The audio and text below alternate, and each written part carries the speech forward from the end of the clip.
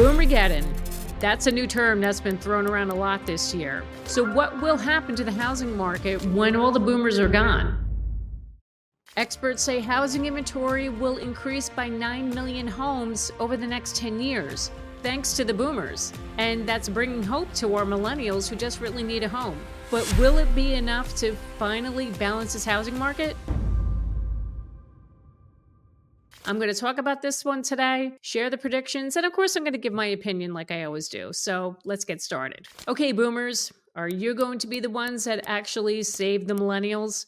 Who are the boomers? Well, their parents came home from World War II and they had a lot of sex and they had a lot of kids. Then the kids grew up in a prosperous time where America was the only superpower left. Millennials have been struggling for years now trying to find a home and to just finally live that American dream. But there are no houses to be found. Ever since the great financial crisis of 2008, housing inventory has been an issue. After that housing crash, many builders left the business and never looked back. So we've been short about 4 million homes in this country since then. Then we hit 2019, and that was the year that the millennials were entering the market to buy a home. They reached that age where they were starting families and they were able to go out and purchase a home. Then we go into the pandemic of 2020, interest rates dropped, and all hell broke loose on the housing market. Since then, prices have risen, interest rates went back up, and housing is just becoming more and more unaffordable for our millennials. Now,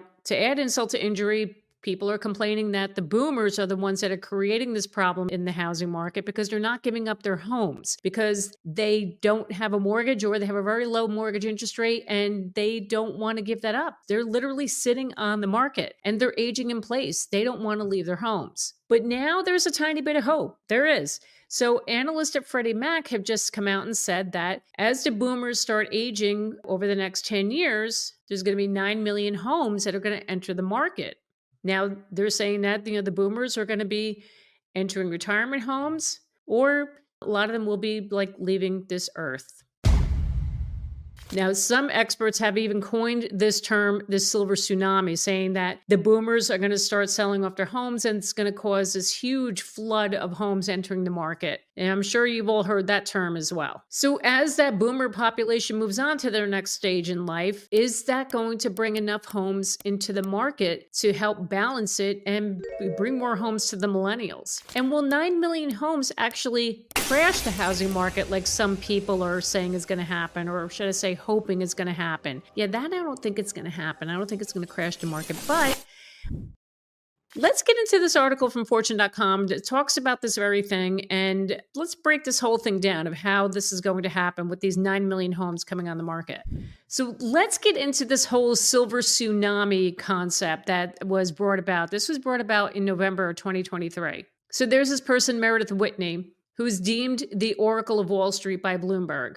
In November 2023, Whitney predicted that a silver tsunami of baby boomers would start downsizing in 2024 and 2025. Whitney said 51% of people over the age of 50 are set to downsize to smaller homes, citing an AARP report. This move would bring more than 30 million housing units to the market. This figure is much higher than Freddie Mac's and at a pace much faster than the Mortgage Corporation projects. Whitney, who accurately predicted the 2008 financial crisis, also said this trend will be rate agnostic, meaning she expects the supply-demand shift to happen no matter what current market rates are, because older people have lower mortgage rates, if any mortgage at all. Now, here's some interesting facts that this article goes on to say. There were 60 million baby boomers, accounting for 38% of homeowner households as of 2022. Think about that number.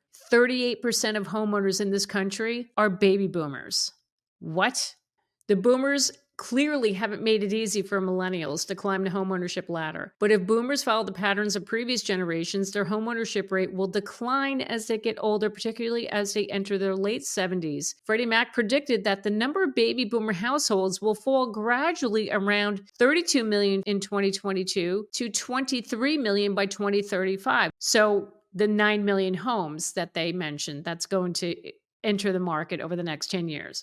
As we go on in this article, let's not get too excited about these 9 million homes coming onto the market, because Freddie Mac breaks down this analysis even more with some more interesting data. In this sense, the silver tsunami is more like a tide with a gradual reduction phasing in over several years. while the number of people aging out of homeownership will increase in the coming years, it is more of an upward sloping trend than a disruptive spike. But there is a potential caveat. Homeownership retention rates have increased over time with longer life expectancies and healthier outcomes for older people. The average baby boomer is 67 years old. And this is according to the John Burns Research and Consulting Firm. They go on to say that boomers will live another 21 years. So taking that into account and using a more recent retention rate rather than historical average, the decline in boomer households will be closer to 1 million less. Okay, so maybe we won't be seeing that many homes coming on the market. It goes on to say that baby boomers are staying in their homes longer. They're wealthier, they're healthier. They're able to stay in place longer than the generations past. And it is true that the cycle of the large baby boomer generation aging out will happen, but not yet. A Fannie Mae report released also suggests that baby boomers are content aging in place. Only 17% of older homeowners said they sold their home or plan to during retirement, according to Fannie Mae's survey, as the result of both a financial and emotional attachment to their home. What's more is 62% of respondents say their goal is to leave their home to their heirs. Let's get into that a little bit. So to segue into this interesting fact, the vice president of the John Burns Research and Consulting Firm, this guy Eric Finnegan, he talks about what happens to homes when people pass away. I don't want to be morbid here, but these are facts. This is the reality. Eric Finnegan found that it takes 4 deaths to equate to 1 home listed for sale. Yep, 4 deaths to 1 home.